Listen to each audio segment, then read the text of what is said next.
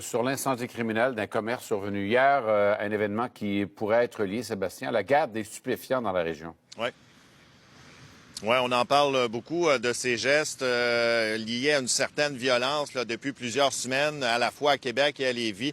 Et cet autre événement pourrait y être lié également. Incendie qui est survenu derrière moi là, très tôt hier matin, aux environs de 5 heures.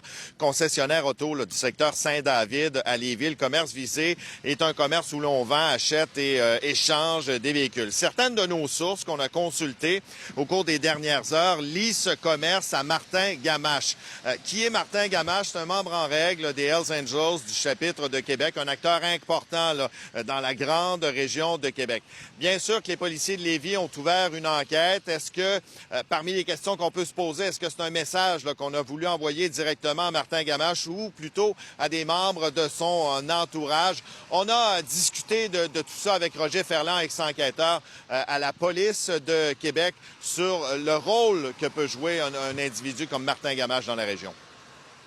Dans la région de Québec, Martin Gamache est un joueur clé parce que c'est une partie de son territoire qu'il contrôlait, c'est la région de Québec. Alors, c'est sûr que c'est un joueur clé. Alors, si c'est un individu que son équipe cherche à mettre de la pression sur d'autres, c'est également un individu sur qui tous ses commerces, ses entreprises vont se faire mettre de la pression. Puis c'est un individu qui était même connu dans les années, je vous dirais, fin des années 90, pour être déjà capable de blanchir dans des immeubles commerciaux et était capable de cacher l'argent de certains membres avec qui il travaillait. Bon, toujours à Lévis, Sébastien, il y a un adolescent de 14 ans qui, au moment où on se parle, lutte pour sa vie.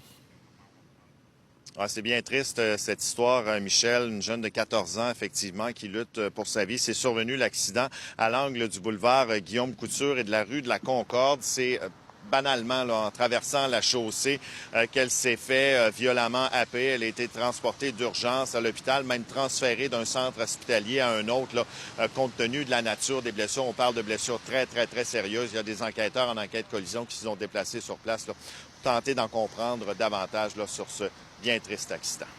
Merci, Sébastien.